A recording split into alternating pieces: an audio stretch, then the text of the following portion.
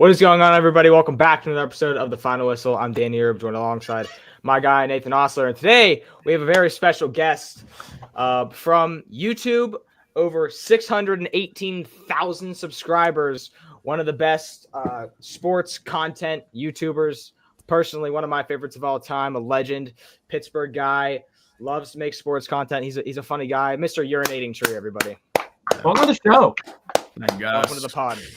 Thank you, man. I just have to give a quick shout out to the jersey I'm wearing right now, Mr. Kenny Pickett.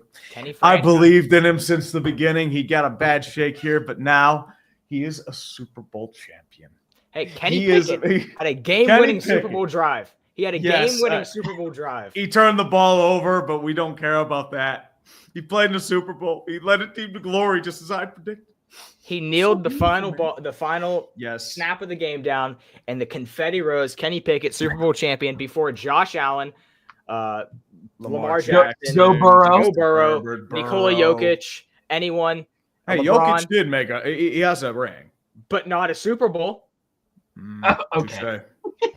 See, That's kind of counting it. I mean, unless he becomes a member of a front office, I don't think Nikola Jokic is gonna. yeah.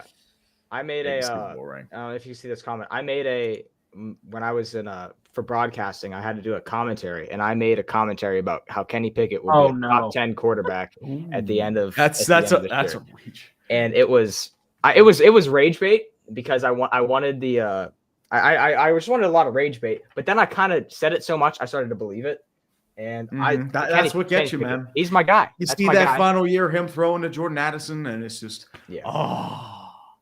Kenny made Jordan Addison. Okay. He did. That's why Jordan Addison's in the league right now. We've got a lot to talk about, especially Pittsburgh wise. You know, we have two teams that we can definitely get into here. Nate, I know you're more of a Pirates guy. I like the Pirates too. We're both Steelers guys. Tree is very well rounded with the Penguins, Steelers, and Pirates. But I think Super Bowl just ended.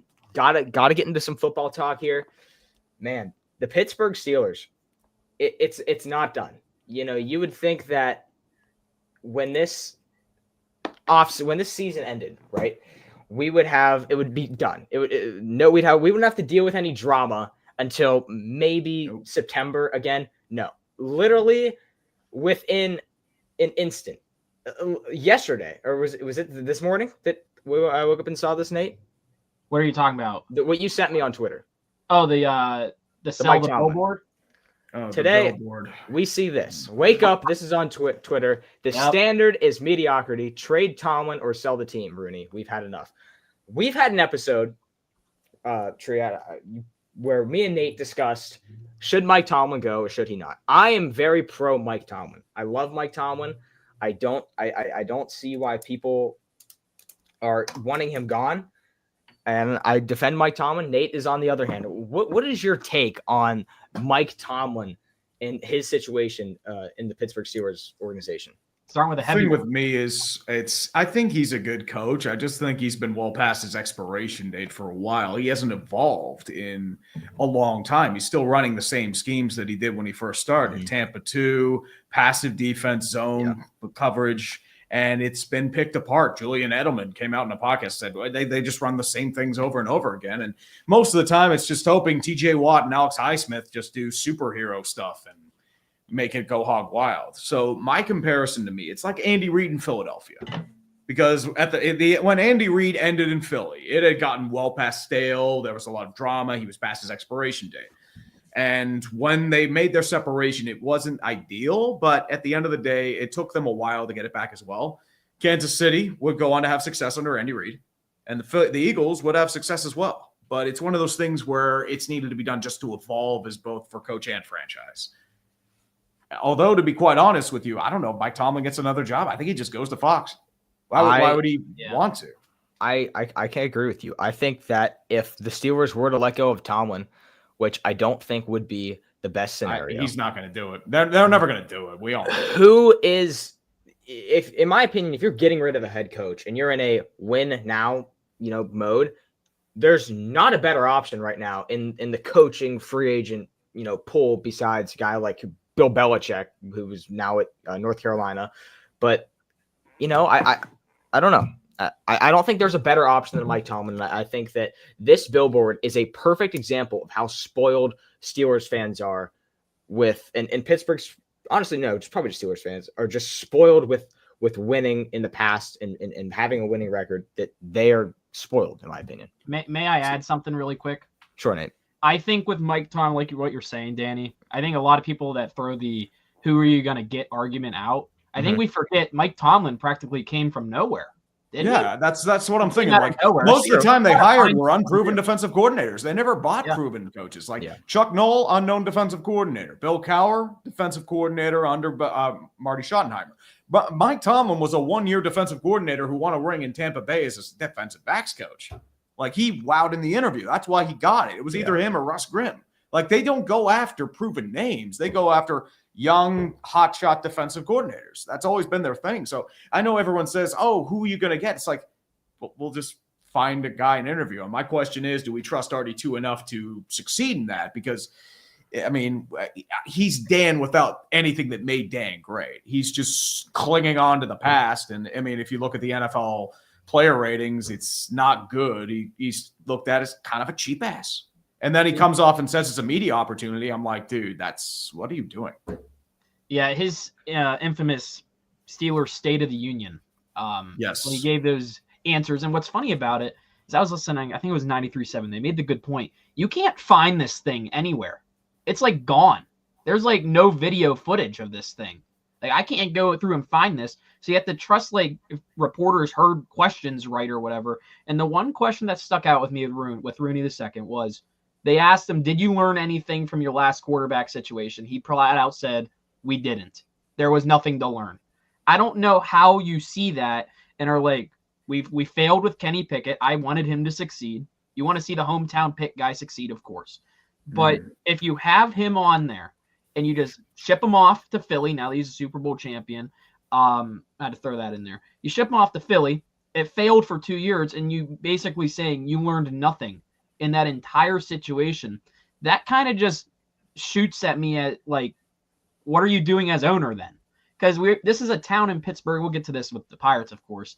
We have at least 2 really bad ownership single guys, and then the Penguins is a sports group that honestly no one knows what's happening there.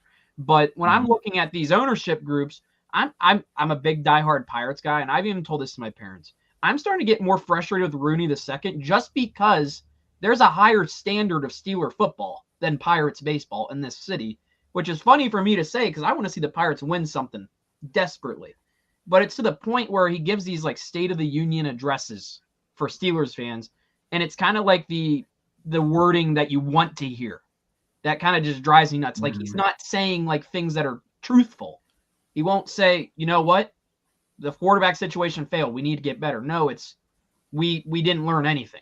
I just want to hear your thoughts on that. Well, my thing there is to borrow a popular Tomlinism. RD2 is a man who lives in his fears. He doesn't want to embrace anything new. He doesn't want to build or evolve. And that's the biggest problem I have. Like, because remember, like he more or less just wants to keep things how they were in the 70s and 80s and the 90s. But the problem is it doesn't work in this modern NFL. Every time you see an offense that's throwing for like even 70-yard bombs like Patrick Mahomes did in garbage time, we're sitting there like, well, you can do that? That's crazy. It's like a caveman discovering fire every time we see a good offense. When the Steelers put up 500 yards against the Bengals, I'm like, whoa, we can move the football?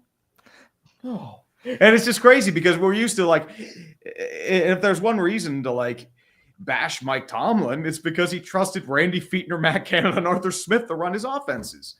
And you can't do that in this modern NFL. And I know like that's how they want it run and designed, but at the same time, with someone like RD2, it shows a lack of forward thinking. And unfortunately, in this modern NFL, it's cutthroat. You need forward thinking. Or guess what? You're the Dallas Cowboys. Because the Dallas Cowboys have a lot of like rings. Yeah. The Giants have rings, but they're stubborn. They think they're good in their own ways. And that's why people are frustrated. And to be quite honest with you, I disagree with the billboard right now. It is peak entitlement. And quite frankly, I would actually buy the billboard above it and say, we don't claim this guy below us, signed, paid for by Steelers fans. I would just do that.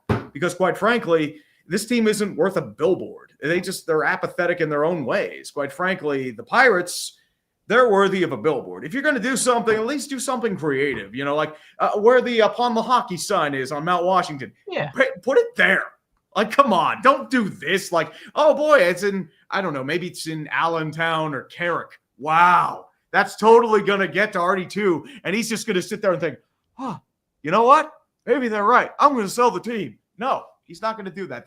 They're never trading Tomlin. They come out in public saying that Tomlin has a no trade clause, so he can deny flat out. So, like, why would he go anywhere? He has near unlimited job security. Yeah. The people that just scream sell the team, and I want to give Danny a chance to talk to when I ask this. But when people are chanting the sell the team stuff, I just laugh a little bit because I'm like, okay, as a Pirates fans, of course, we want them to sell the team. But the social media intern doesn't care whenever they're just spamming sell the team in the Instagram comments. I could think they care less. But my final point before I throw it to Danny to ask a question, with the Steelers and the aspect of is Tomlin the coach or not? Is he the guy? It's the aspect, and I told this to Danny, I don't know if you'll agree with this or not, probably if you're on the aspect of Tomlin needs to go or at least find a way to move on, is I feel like the Steelers are just afraid of change in some way.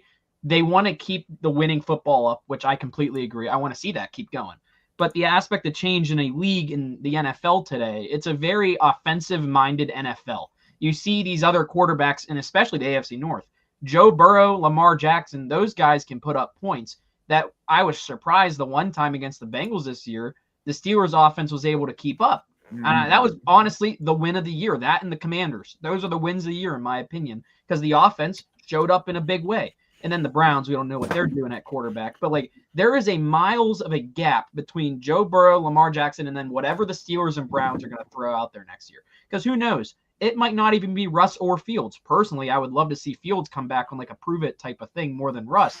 But I don't know what they're going to do there. But the Steelers need to find a way. I understand that this team has always been built on the defense. It's always been built on the steel curtain. TJ, Cam, Highsmith, all these guys, Minka, most expensive defense, like you just said. That's something I always like to bring up. But what's the offense doing? The defense can't be out there and they're gassed all the time. And I've hated on this defense a lot too, saying like they're allowing stuff they shouldn't do. But part of it's they're gassed. There's no, you get 3 and out, run, pass, punt. The infamous Matt Canada jet sweeps. Arthur Smith, the pitch passes. It's just a very predictable offense. And I think that's what's screwing them over too.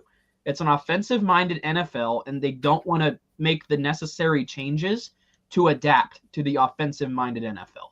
Yeah, and not just that, Mike Tomlin also has significant say in player personnel. Like people say, like, "Oh, you need a better quarterback." It's like, he's the one who makes the shopping list, buys the ingredients, and makes the sandwiches. Like he's the guy that has a lot of say in how they organize, structure, pay. It's like equal between him, Khan, and RD2. And my cynical belief about the quarterback situation here, like I think they will bring back one of Wilson or Fields. Mostly depends on who wants to come back. Like if Wilson wants to take a pay cut and realizes he can't start anywhere else, I think he stays. Like my belief is they're going to reach for Jalen Milroe. Like, I think it's going to be one of those guys. And I'm like, I think he sucks. I think Jalen Milroe is no. Yeah. But I think that's my cynical belief there. Like, my thing with Milroe, what scares me is I think his QB to interception ratio is 16-11 at Alabama. And most of them were against garbage teams. Like, the only good team he played against this past year was Georgia. Every other game, it was bad. Mm-hmm. Like, this is poor man's Anthony Richardson.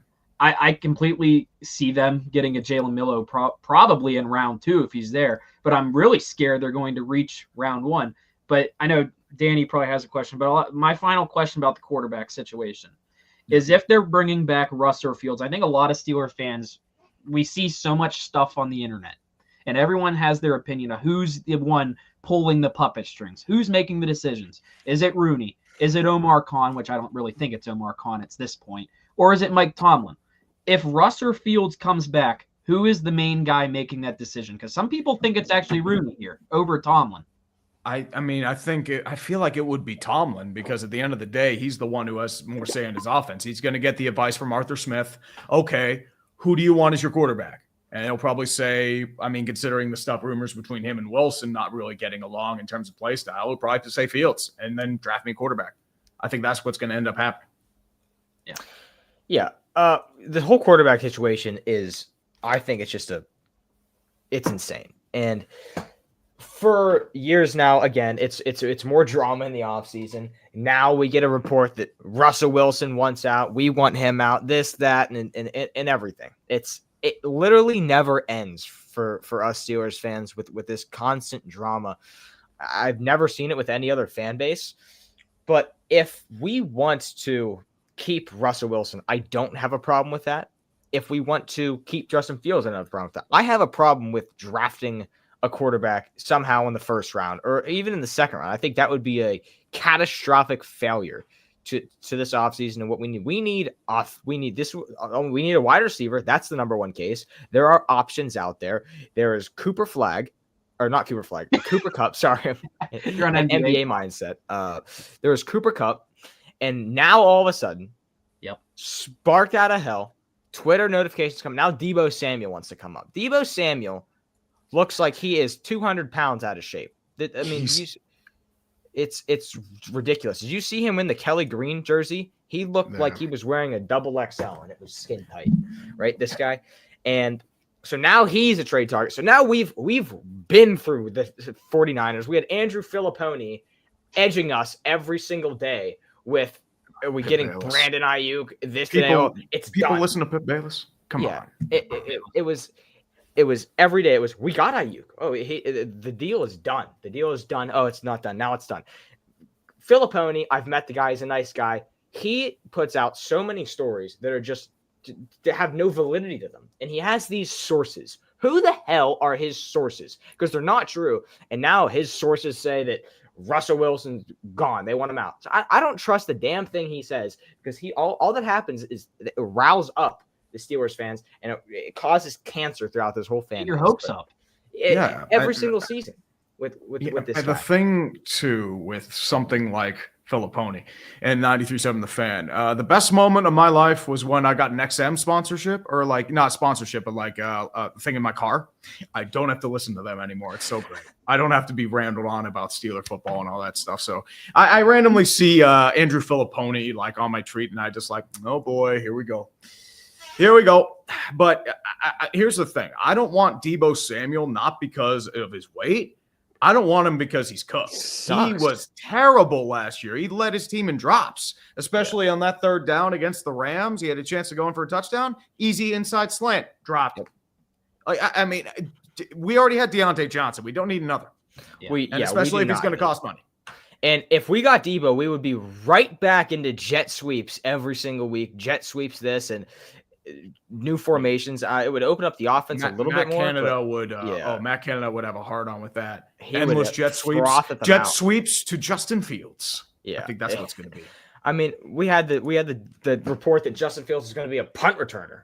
For Christ's sake. I mean, well, that was a kick return. That was the rumor. Return kicks once. It's like, he's going to be a kick returner. It's like, everything gets so blown out of proportion. But with this current quarterback situation, I don't see a problem with keeping what we have right now. I enjoyed Russell Wilson football. People forget that the last 5 games that Russell Wilson played were they were the best teams in the NFL. The dude had to play the Chiefs, the Eagles, the Ravens twice. And it was a full gauntlet that Russ had to endure. He lost to the Bengals, who were a good team at the end of the year. They had a crazy run, almost got back into the playoffs. Joe Burrow was an MVP finalist. So it was well renowned as the hardest schedule in the NFL going into the season. And Russ didn't finish it. I think that he should take some responsibility for losing some of those games, but I think no one expected him to go and beat all those teams and walk our way into a 1 seed. But that's the expectation Steelers fans have because we're spoiled. See, my thinking is it's not that. My thinking was that gauntlet was your test. It was either that you are the same thing as you've been, or you had a legit chance at being something. It wasn't that they lost those games. It's that they were roundedly embarrassed in those games. They were out of sorts. The defense was gashed. The offense did nothing, and they gave up in the end. That's 100%. what the issue was. They gave up against the Bengals. They gave up against the Baltimore. In Baltimore, I saw a team that was ready for vacation, and that was my damning point. It's like Tomlin's lost the locker room because he couldn't motivate them. And that was the issue why everyone has, and that's why everyone's so apathetic around here. It's like, oh boy, here we go, back to the same shit. And that's the problem, because it's one thing to lose and lose well. I mean, I can respect that. But repeatedly getting blown out by the real teams of the NFL, it shows you're squarely in the mid-tier. You're a C-plus team fancying yourself as an A. And the problem is you're in this football purgatory where nothing really changes. It's the same carousel. Mm-hmm. So in terms of quarterback, there's nothing really else out there. Do you want to pay $25-30 million to Sam Darnold and hope he doesn't fall apart? Yeah. I wouldn't. I think with that whole end of the season thing with Russ, I'm grateful for Russ coming here. He had some good moments. He had some bad moments. Yeah, he did. I thought he was a solid veteran add as a bridge guy to maybe try to find the next QB, because I think this team and a lot of fans are secretly hoping that it is Justin Fields. There's a lot of Justin Fields fans. People were begging for Fields to be the starter for another couple weeks. But whenever I look at those final 5 games, we say it was a test, which I completely agree. It's a test of a gauntlet. But you have to beat those teams in the playoffs. You would have had to beat the Ravens in the playoffs. You played the Ravens at least 6 times in 6 weeks. It was basically 3 times, including the playoff loss, which every single playoff loss has been embarrassing, basically. And then we look at other teams. They would have had, I know they didn't play the Bills, but they would have had to go up to Buffalo if they somehow beat the Ravens. Actually, it would have gone Kansas City, and they would have been crushed. Yeah, it would either have been Kansas City or Buffalo. It would have been Kansas City, but per se, they would have had to play Buffalo at some point, possibly.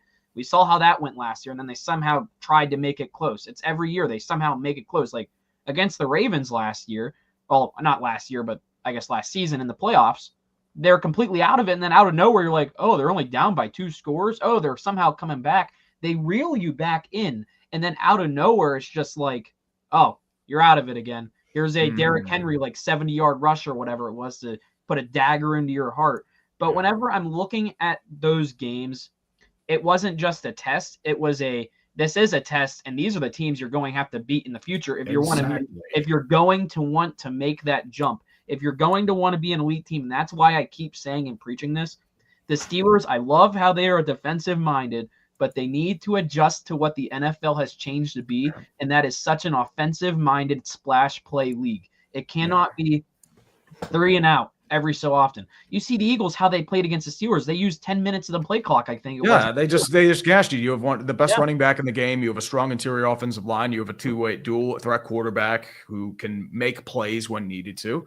And they have a really good defense too. That's also the thing. Mm-hmm. But the Eagles have a better defense and they're cheaper. The problem with the Steelers is you have the most expensive defense in football, yet Minka he's taken a step back. Patrick Queen was he wasn't bad, but I was expecting more out of him. Cam Hayward's 36. I don't know how much longer he's got left. TJ Watt was visibly hurt. I don't blame him for being that poor, but when TJ Watt's useless, the defense is useless. It shouldn't rely on just one guy when you have all these pieces that are supposedly the best of the best. May I ask you this question about actually it was about the wide receivers. I don't know why I just lost my train of thought. But whenever you look at the wide receiver room and you see what they can do possibly, do we look back at that Mike Williams trade saying, why was he even here at some point? Like they wanted Mike Williams. Oh, no. The question was, and that includes it, but Patrick Queen, that contract. When I saw them actually spend the money on a linebacker like that, I was like, wow, the Steelers usually don't really spend free agent money. It's been a while. They did that. I think a lot of us as fans were genuinely shocked and we loved it at the time.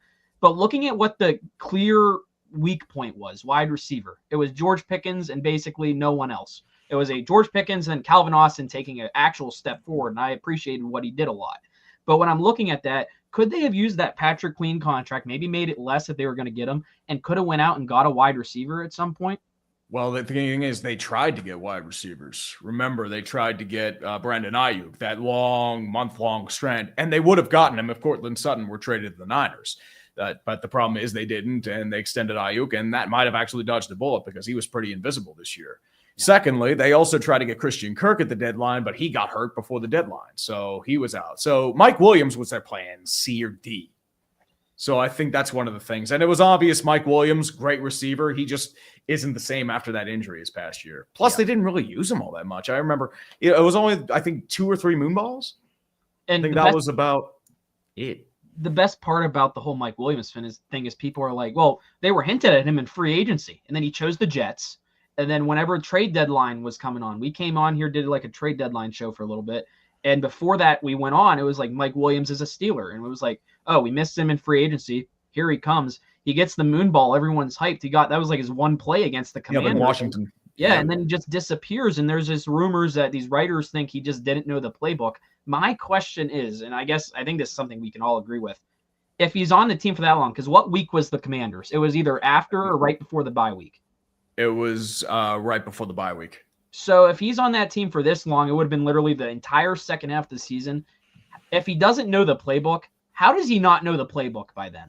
How does he not learn routes by then? That's what scares me, because I really think they might bring him back as something cheap, as like a do or die. We missed out on everyone, kind of like how the Pirates just went out. We'll get to them later, signing Tommy Pham. They're missing out on all these guys, and they're going to be like, you know what? These guys want to keep playing. We're going to bring in Mike Williams again and actually make sure he figures this out, because I think it could have been a good addition, but it was just frustrating to see that they kind of just wasted an opportunity to go out and do something. That's why I think a lot of fans, I get some people are actually getting hyped for this Deebo Samuel thing just because he's a name.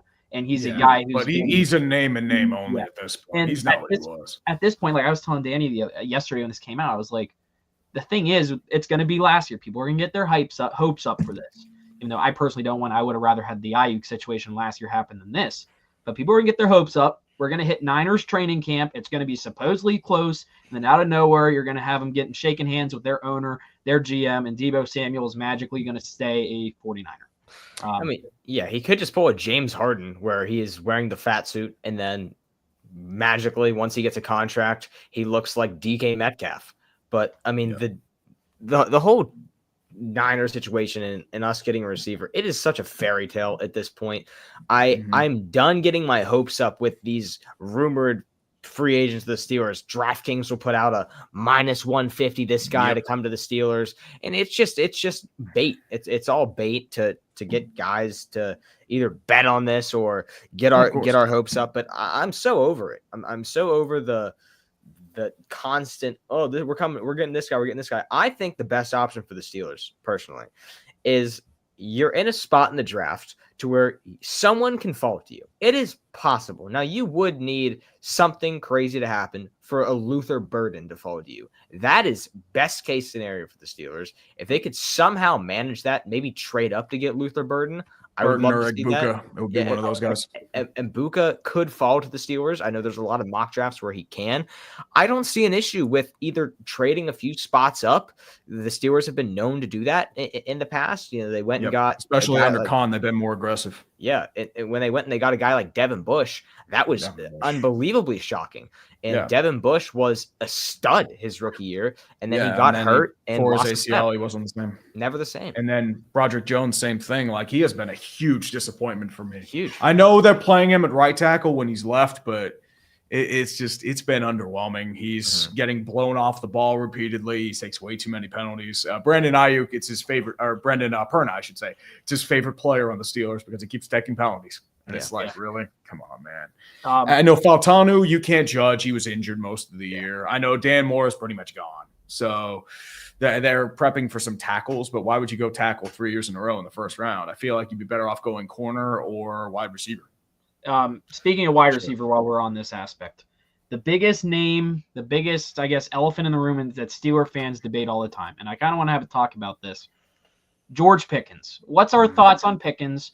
I know Danny and I personally are pro Pickens. We want him on this team. We believe in him. I don't think now my thing with Pickens, he's not a wide receiver 1 in my opinion. On any other team, he's a wide receiver 2. On certain teams, he is a wide receiver 1. The Steeler teams, he is a wide receiver 1. But if they get someone else in here, trying to think of a name. I would take Cooper Kupp as the main guy for Pickens, personally. I don't know if that's crazy, but if they traded for Cooper Kupp, because we all know he's getting moved now, I'd love him in a George Pickens 1 and 2. But is George Pickens in your eye, and I guess we'll throw it to Danny after, but what's your thoughts on him? What is the plan? Do you trade him? Do you keep him?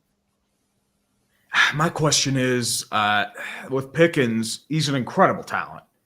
Like, especially with the way he can stretch a field, the way he bedazzles. But there are so many plays where he just takes off. He doesn't care. And it's frustrating. Like, these were the issues with him coming out of college. That's why he fell in the second round, because of situations like the ones we just saw. I mean, that Cincinnati game when he just put up a dud, when he was talking all this stuff to the media about him pouting and whining on the sidelines, I'm like, dude, get off the team. Get off the team.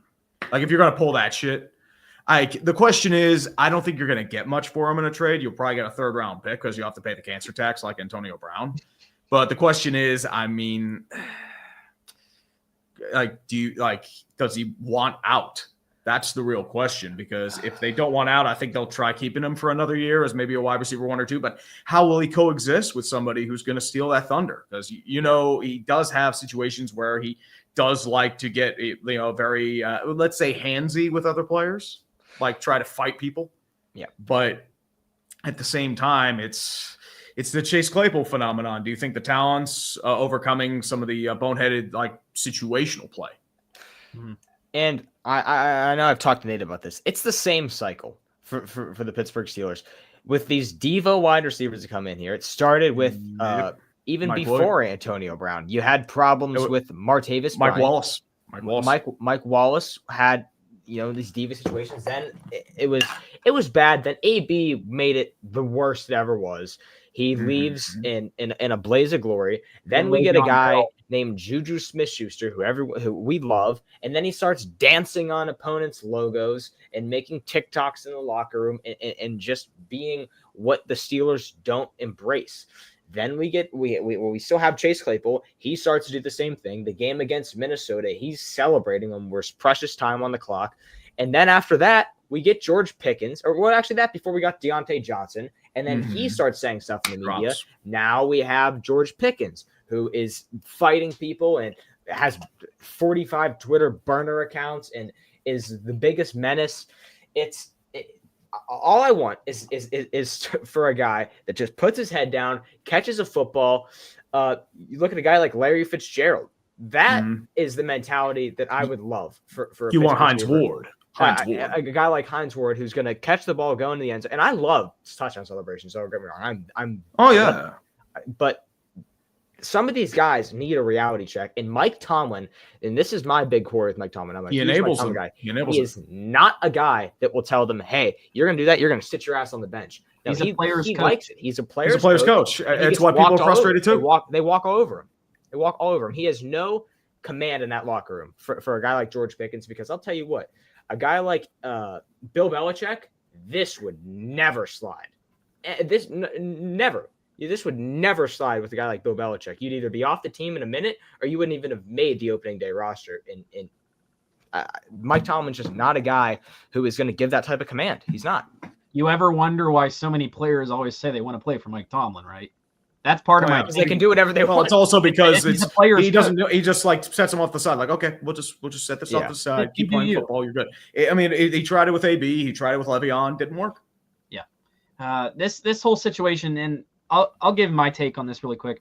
I like Pickens. I like him personally. I think he needs to stay here. But my thing with Pickens is I think the front office is very confused with what they actually want to do here. Because I feel like this is the city has been divided over a wide receiver in a while, because everyone's like, oh, what happened when we got rid of AB? Who was there? It's now every year, someone else comes in. And I think they just want some type of stability here with George Pickens, because clearly Pickens honestly is a fan favorite when you look at it. This is a guy that they're going to want to try to build this offense around, especially since there's no really star quarterback. They got to get some type of star wide receiver. They're going to try to keep butts in seats, because I know Steelers games will always sell out. Don't get me wrong. But it's like you want someone that the fans are going to want to see. And I think George Pickens is that. But here's the thing about Pickens I want to see change. He needs new routes. It's always just running down the field or along the sidelines trying to make a great catch. We get like one or two great catches maybe a game, but then you'll see like the games he just kind of like disappears and he gets all over himself. Was it the Chiefs game on Christmas where Pickens by far had the worst game of his career, I would say. It was the Bengals game when he put up a dud. Yeah, it was like one of those 2 games. He just completely disappeared. And when I'm thinking about Pickens, the big question is if they want to keep him. He's a free agent, I think, at the end of next season. Mm-hmm. So if you're going to extend him this offseason or when you're going to move him, whatever, trade or extend, this is the offseason you kind of want to do it before, A, his price might go up. But at that point, you're taking a gamble. If you're going to wait, maybe you're like, oh, maybe his price will go down. Maybe teams might not want him. But if Pickens, per se, has some amazing year, he fixes his mental issues of going crazy, doing things the fans don't like, the team probably doesn't like. Per se, he has like a Opoi caliber year. May I ask, like, are the Steelers, like, do you think that's in their head, like, saying, like, should we make the move now to extend him before, like, he drives his own price up? Or, like, where's the thinking behind this? I don't know. I mean, the thing, too, it's that they're just hoping that he can coexist. I think that's the real thing with someone like a Pickens. And I agree with what Nevin's saying here. Calvin Austin is, a slot guy. Like, Calvin Austin's a good gadget player. I don't know if he's a true slot guy, though. Maybe Roman Wilson's that guy. We don't know what he is. If he ever touches a football field. He was in Steelers jail, in my opinion. Yeah. I don't know what he did wrong. He was injured for the year. I know, like, he had, like, a walking boot for most of training camp, and he just never played. He came back for the Raiders game. I think got one snap. Got a target. It was weird. I was really excited. Danny and I were out and about back at school where we went, and it was like, oh, we just drafted Roman Wilson. I like that because I like Michigan personally. But like I was a fan of Roman Wilson in college, and now it's just kind of like a big question mark is what is he going to be on this team? Because I really think my prediction is going to be Pickens stays. They don't extend him yet. It's going to be frustrating because I could also see George Pickens as the guy to hold out, honestly, and say, you know what, I want to be here. I'm going to sit and wait. But I could easily see them go. I really want them to get Igbokwe. I think a lot of Steelers fans are hoping for that. I know there's rumors that Tomlin and the front office are at like the Senior Bowl watching D linemen. And like, I think the fan base, they're going to cheer whoever they draft in the first round.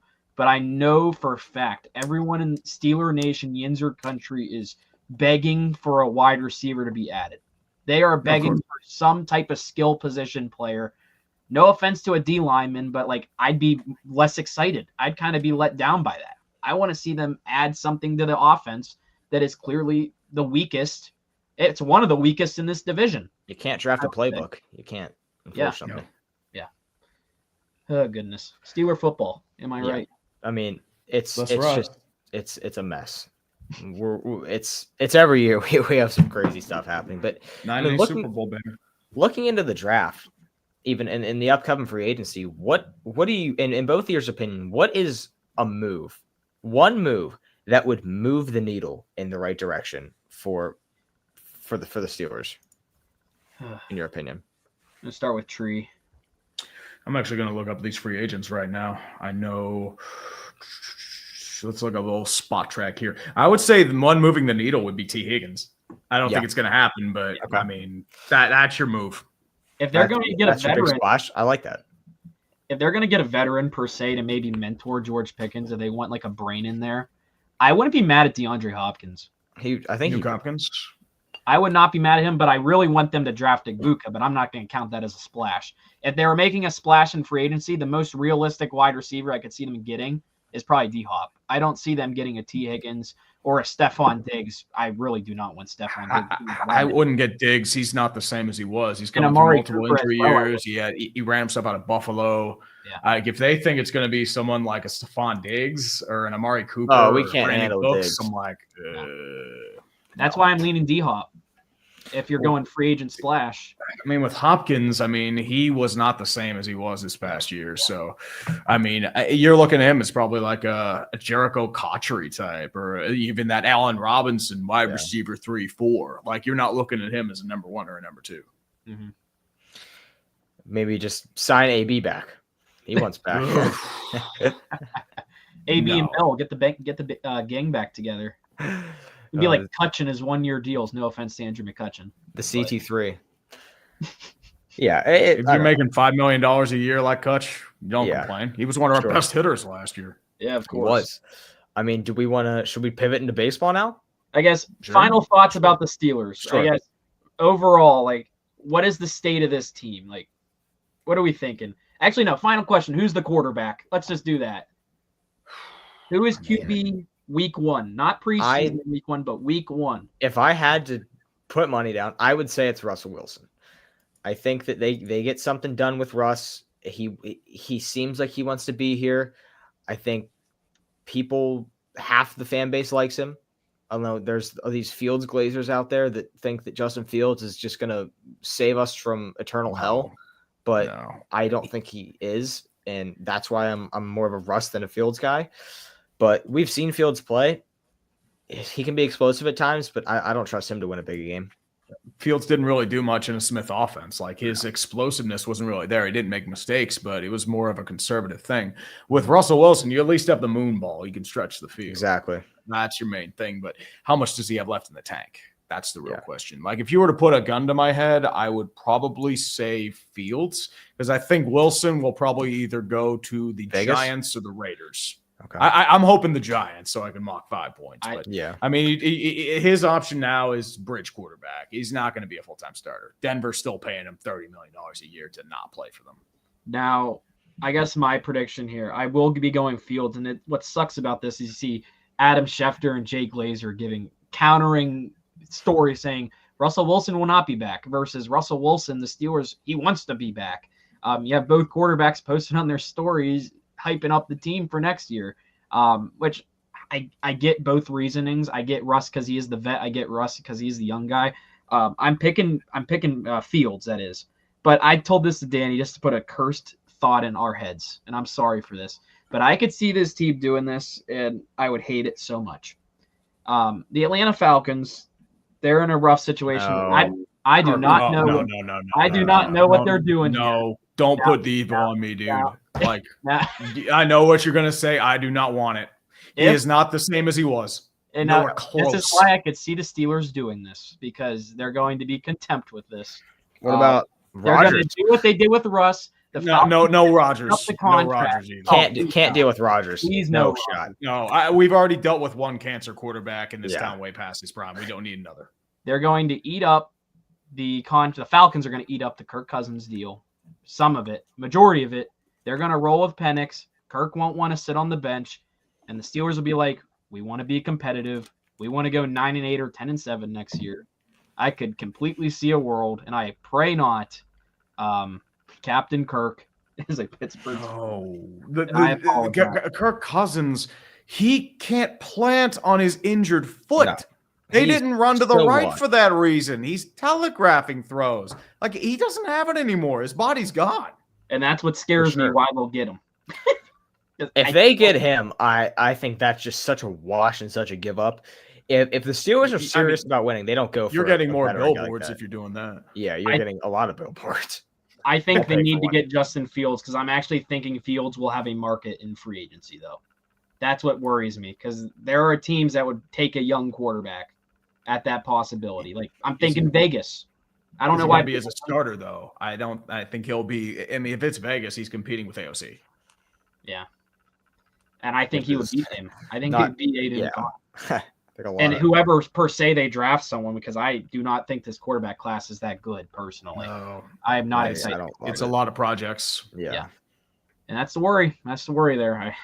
But yeah, Pittsburgh Steelers football. Gotta love it. Steelers football I think next Super year. Bowl. I mean, we passed on a guy named. We got rid of Kenny Pickett. What's he do? First year out, wins a Super Bowl. Should have been Super MVP. Had a game-winning Super Bowl drive. So I think that was just a great spit in the face to a lot of the Kenny Pickett haters. It's just funny to see it. I might need to cop a Kenny Pickett Eagles jersey with the Super Bowl patch. I know Tree showed us before that he has he has the Kenny Pickett Eagles jersey. Yeah, which I think is fire. But let's move on here. I know Nate, you're a big Pirates guy. I'm a Pirates guy as well. I don't think I've met someone a bigger Pirates fan than Nate. But Tree, we're big Pirates skeptics here. Is there? You can see it right there. Is there hope in Pittsburgh? Is this season? I know that there was nothing done in this offseason whatsoever, literally at all. I think the biggest, would you say the biggest was Tommy Pham? I know that the Pirates got Adam Frazier. They brought him back on a 1-year deal. I like Frazier. Future batting champion Adam Frazier. Let's get it. Yeah. You think first of all, I want to know your thoughts on that Adam Frazier deal, True. What are your thoughts on that? He's a platoon guy. He's going to be a super utility. I mean, he's more or less, he's not what he was. He's more or less just there to fill a role. Maybe if Triolo doesn't really pan out at second base, you can bring in someone like Frazier. You probably roll maybe shortstop, like, because I know O'Neal Cruz, he's in center now. But my question is, yeah. I mean, our future is Spencer Horwitz at first base, which is great. I know in Hope in Pittsburgh you have Henry Davis on your left-hand side. That dude's been ruined, so I have pretty much no faith. You are getting Andy Rodriguez back, so exactly. Maybe he'll be something. There was talk of either him or Henry Davis going to first base. I know, but I don't know if that works out well. I don't know, man. I mean, Henry Davis, his strength coming out of college was his bat. His bat is not converted. That's not a good sign. I'll say this about Adam Frazier. I loved him when he was in Pittsburgh. Don't get me wrong. But and whenever this signing happened, it was before the Pirates actually acquired an outfielder, because it was going to be Josh Palacios and Jack Sawinski as your right field tandem. And Fangraphs projected Josh Palacios to be the everyday right fielder in the lineup, which was nuts. So when Adam Frazier gets signed, you see he has outfield experience. When you open his baseball references up, people know. Everyone's like, you've got to be kidding me, because I'm looking at this. This team couldn't hit last year. It was a problem. No. He's providing you a 576 OPS. But hey, future batting champion Adam Frazier, circa 2018. Come on. And I feel we brought up Cruz in the outfield, and I love it because it fixed the problem of shortstop for some reason this team had with, I guess they thought Cruz wasn't a good shortstop. Put him in center. I think he's going to be good. But that also has another problem. Right field was an issue. It's shortstop because IKF personally. And what's funny about this, let me look up his stats really quick, because I found this really funny about IKF here. You know, he has family relations to Ralph Kiner deep in history, which is really funny. But if you go to his page, here's what struck me as something. Ben Cherington, the GM, only likes to make deals with the Blue Jays. Horwitz comes over from Toronto to Cleveland. He got his guy, Pittsburgh. IKF, they got a couple DFA guys. I think it's pronounced DeGuess, some reliever they brought in. Tim Meza they bring in. All these former Blue Jays, since he worked there, he only makes moves with teams he is confident with. We saw it with the Red Sox earlier when they got in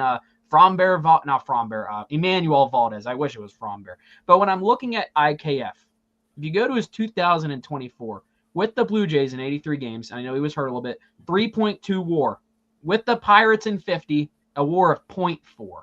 He was the best person they acquired deadline, because De La Cruz was a flop. Which I did not want De La Cruz. When we got him, I was like, you know what? I hope he succeeds. I would love that power that he showed in Miami. He did not fit in well at PNC Park. He was horrible. Yep, and that's why he's gone. Like, I didn't want him. That was settling to me, because they talked about, we finished second place for Jazz Chisholm. It's like, okay. Would have loved that. They didn't want Henry Davis. And I'm going to be like, look, they're going to settle for Brian De La Cruz. I didn't think he was good. I thought he didn't offer enough power to overcome his terrible strikeout rates and bad fielding. And he couldn't even offer power here. And here's the best part before I move on to the next thing about this IKF thing at shortstop every day. You look at his batting averages in Toronto compared to Pittsburgh. 292, Pittsburgh 240. OBP 338 Toronto. It dropped to 265 in Pittsburgh. In Toronto, slugging percentage 420, dropped almost 100 points to a 322. And then the OPS is what sticks out a lot to me. 758 in Toronto. Pretty nice, good ball player right there as IKF. 587 in Pittsburgh. It was a dramatic decline. And this is going to be their everyday option at short. And IKF, personally, he's a good utility guy. He's never really been good as that everyday guy. His best season was 2021 in Texas, 158 games, 3.6 WAR. He looked pretty good. If they somehow get that, fine. But it's like, I don't like his defensive metrics. That's another thing people say. I know Savant has one of his ranges in the red percentile, but then the other one's like, I think it's his arm. It's just ice cold. And that's what kind of scares me there with IKF. They could have went out there. I would have loved them to go, if they were going to make a splash on someone, if they were going to give a 2-year deal. You see the Tampa Bay Rays getting Ha-Seong Kim. I would have loved Kim on the Pirates personally. If they were going to do that and not get an outfielder and per se go cheap with Tommy Pham like they did, I'd be more content if they at least added somewhat of a bat because I know Kim is hurt until May. But I would rather have Ha-Sung Kim every day or as like a tandem with IKF because IKF can provide you like a third base utility or whatever, outfield utility, whatever. Ha-Sung Kim would have been awesome, but the Rays get him, another cheap team supposedly, and they're a team that's playing in a minor league ballpark next year. Players want to go. You see Severino go to the Athletics. I know they had to spend money. They'll never pay. Pirates they were gonna lose their revenue sharing if they didn't. And it's like will never change. When are the Pirates gonna have to face these situations like the A's? Because the team's payroll is lower than last year. And like we were saying pre-show, barring some per se an extension, like UrinatingTree said, Jared Jones makes a lot of sense, more realistic than Cruz or Skeens. Yeah. I don't know how this payroll goes up. And I tweeted this the other day and I could see this happening. I'd be open to it. I think this team, they're not adding a bat. It would be a pitcher. I'd be fine with a veteran starter. I would say Jose Quintana comes back. I think I would be open to that. I think he had a 3.75 ERA last year with the New York Mets. And I'd be fine with Jose Quintana because he was good in Pittsburgh. They shipped him off. And then they got Johan Oviedo, I think it was, out of him. So it's kind of full circle. And I think this rotation I get the whole thing. We don't want to trade our depth anymore. We already gave up a bunch of random picks for Spencer Horwitz, along with Luis Ortiz, which I was fine with that deal. Don't get me wrong. But when I look at this pitching rotation, it's a lot of young guys. They don't really have the age elder statesman. I get Mitch Keller's been there for the longest time, but I think Jose Quintana would be an amazing ad. I don't know why. I kind of want to hear your thoughts on that. I think with Quintana, you do need a lefty in that rotation. Because I know most of your big guys are righties. But the question is, are they going to pay up for Quintana? I think it could be they will never pay. They wouldn't pay up for me. I'll tell you what. If it was a 1-year contract, they would. I think what they could do with Quintana is it would be the situation is no one else is going to be paying him. And it's kind of that we need to get someone. He needs to get work in if he wants to play in. Because we saw last year, like with David Bednar's epic collapse, which I hated seeing, he hardly pitched good in spring training. He was clearly stunk last year. Bednar flat out stunk last year. He just imploded. Like they ran to the ground. What does he have? 3 pitches, Bednar? I don't know. I know they were rumored about him tipping pitches. I know. Yes. Yeah, I know. Jared Jones is developing a splinker, which I'm really excited for, actually. But everyone has a splinker now. But this Pirates team, the problem with them is I said this the other day to my buddy, and this isn't even what I was going to say. But here's problem number 1. There's too many question marks, and number 2 is there's fans that can argue, and I liked Spencer Horwitz. Don't get me wrong. There's fans that can argue that the biggest acquisition was a hitting coach this offseason. Mm-hmm. Matt Haig, the hit collector, former Bucco. Yeah. The hit collector. If fans are saying that is the biggest acquisition, because Spencer Horwitz is good, don't get me wrong, but he was kind of blocked by Vlad Jr. in Toronto because that was their first baseman at the time. He's not going to get much playing time over Vlad. I know he can play second base, but he's the Pirates' primary first baseman now. This is the best opportunity Spencer Horwitz has at an everyday job, and I think he's going to thrive. But if people can say Matt Haig, the hit collector or the hitting coach, is your best acquisition, that's also a problem. It is a giant problem, especially now that you lost a year of Skeens' window because he won Rookie of the Year. At least he won it and didn't finish second place and still lose a year of control. Thank goodness, because that would have been the most Bucco way possible. Yeah, it would have been. And a big issue for me is I just don't see a reality where the Pittsburgh Pirates man up, hike up their trousers, and say, listen, Paul Skeens, here is an empty check. Write your name, write the dollar amount. We have not had a guy in this organization. We have not had a guy blossom like this since Andrew McCutchen came onto the scene. It just simply haven't had a natural born star and take over the sport, really. Paul Skeens, here is an empty check. We want you to be a Pirate for life. It won't happen. We're never going to do it. It's never going to happen, and it sucks because, Nate, I see behind you, you have a Paul Skeens jersey. I got a Skeens jersey for Christmas. In 3 years, maybe or in 5 years, a Paul Skeens Pittsburgh Pirates jersey is going to be all but a popular jersey at a frat house. It's going to be, oh, you got that Paul Skeens retro Pirates jersey? Fire. He's been on the Yankees now for 4 years, and they've won 4 titles with him. That's all a Paul Skeens jersey is going to matter to. And it sucks, but I think when you look at, there's no salary cap in baseball, which is astonishing. So that helps you sign a guy like Paul Skeens. But the Pirates have some sort of imaginary $100 million salary cap, which they'll never pay over. I think Skeens is number one priority, even over a guy like Jared Jones. Get that done first, and then give Jared Jones the money as well. Yeah. That Skeens sells tickets. Of course. I think baseball needs a cap and a floor, so you get the teams like the Pirates to spend. Exactly. Yeah, and that's what you realize when you're older. It's not just a cap; you need a floor too. Yeah, people will say the Dodgers breaking baseball. They're not doing anything wrong. It's not in the rules. Because nobody's spending anything. Yeah, like it's on the Pirates, the baseball, Twins, the Marlins, the A's. Yeah. And that's where teams you'd be angry at. And this goes to my other point really quick. There's so many, like when I said question marks about this team. If you look at the lineup on Fangraphs, here's their projected lineup. I don't think this is going to be how it is because we all know Derek Shelton has a new lineup every single day. They have Tommy Pham as your leadoff guy, 36.9 years old, by the way. Your only two really definites I believe in this lineup are Brian Reynolds, O'Neal Cruz. Andrew McCutchen is a question mark because he is getting older. I love Kutch, don't get me wrong, but can he kind of replicate? They have him projected at a 0 WAR exact. 0 WAR, 703 OPS. So he's going to be just a kind of a player on this team.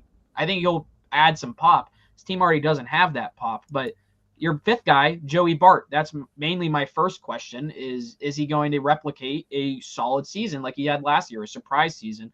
Because I think kind of Henry Davis is taking the Joey Bart career route.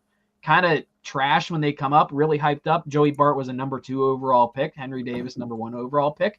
And then Joey Bart gets DFA'd and then kind of comes home to Pittsburgh where he's from in the area. And then he takes off and he looks like he's going to be their everyday starter. Spencer Horwitz is a question because it's like, I believe in him, but his service time is 0.152 years. So they have the years of control, but who knows with him? Nick Gonzalez, I really like, but is he going to take another step forward like he did last year? Then the big one, I think a lot of people say, is Ke'Bryan Hayes. What's his back issue? Is he going to be healthy? Because people say that's the worst contract in Pittsburgh sports, but it's like, he's not making that much money. I think it's $8 to $9 million a year. But there's a thing the Pirates don't do, it's spend money. And if they're not going to spend money, they might just have to get rid of that Hayes contract at some point. And it kind of sucks to see because I want to see him succeed. And I'm hoping the hit collector, as we all say, is going to fix this. If people think Matt Haig is the savior of this team. But that's my spiel. Nate, anything's better than Haynes. Anything has to be better than that, dude. And you got to look at this team. You had Ke'Bryan Hayes, who a few years ago was a Gold Glover and the highlight of this team, and he's taken a major step back with his batting. I mean, the guy can't hit the other side of the mound at all. He's a one-dimensional hitter. He can only hit off left-handed hitters. He can't touch a righty, and it's obscure. It sucks because his glove was so good, but now Ke'Bryan Hayes is a guy that you got to question. McCutchen, who had a great year last year for what he's gave us, is he's on a ticking time bomb. The team is about ready to implode, and so they'll never make the deal to save that team and bring it in because this is the best Pirates team we've seen in a while, which was last year. They were over 500 against that week where they beat the Phillies. That was like all the Pirates fans like, oh my God, is this finally it? Do we finally have a team? These guys were excited. We're hitting walk-offs every other day, but now, man, I look at this season and I just have to cherish what I can see with Paul Skeens for a while. I know last year that there was just not enough, in my opinion, that went on, and they didn't make the moves. The pitching staff plummeted. The bullpen was flat out terrible. David Bednar sucked, but can they hit the baseball? They can't. They were a couple and this we'll wrap this up really quick soon, but whenever I look at this team, like people say they'll lose 100 games. That's not going to happen because this team won 76 games last year and the year before. And the year before they were actually worse. This past year, they were a couple of those blown saves away from a 500 record. Exactly. Honestly. And Bednar was 100 of them. And you think like Holderman had a couple. They've had a couple implosions, and I think Bednar and Holderman will bounce back. Remember when Holderman blew Skeens' no-hitter? Yeah. That was embarrassing. Whenever we look at this, it's like I think there's just a lot of question marks, and I really think that they're going to be close to 500. They're going to hover around 500. I wouldn't be shocked, though, if they have every year the implosion where they lose 10 in a row. Like we saw it 2 years ago, I think it was Chicago-Milwaukee trip. This year it was the NLS trip. It took them right out of it. It was the Diamondbacks, Padres, Dodgers trip. Like it was awful. It was right after the trade deadline too. And everyone's really hyped up. You want everyone back in. They started going on a losing streak going into the trade deadline. Everyone's like, okay, now they can sell. They're not going to buy. They bring in De La Cruz, IKF, cool, whatever. People are hyped for possible power of De La Cruz. He hit, I think, 2 home runs as a Pirate. IKF, it was IKF. You're going to get what you get out of him. Yeah. But there's a lot of question marks. This team isn't going to be awful, but they're not going to be good because every other team in the wild card race, the Diamondbacks went out and got Corbin Burns. The Padres are going to be the Padres. They're going to be in there. The Cubs, they're my favorite to win the NL Central. They got better. They added literal Kyle Tucker, and supposedly they're going after Alex Bregman. They're turning into the Astros of the Chicago area, the Astros of Illinois. The Brewers, they'll still be involved. The Reds and Pirates are practically the same team, but I believe in the Reds to make more moves. They both have amazing pitching staffs, subpar outfields. At least the Reds made a move for Austin Hayes. I would rather have Austin Hayes than Tommy Pham, and I'm not even a big Austin Hayes guy. But yeah, there's a lot of teams that made moves. The Diamondbacks, like I said, Padres, Giants, I'd still throw in their wild card race. Phillies, Mets, Braves, they're all going to be in that. The Nationals, who knows if their young guys pan out? Nate, do you think that there's a chance? And I would like to know, out of 10, what are the odds here that the Pirates make a wild card this season or even get close to it? I think there's a very solid chance that they can make a push at it, but we know they're going to fall apart at some point and go on a 15-game losing streak like they always do. They'll start off the season unbelievably hot. They'll get everyone excited.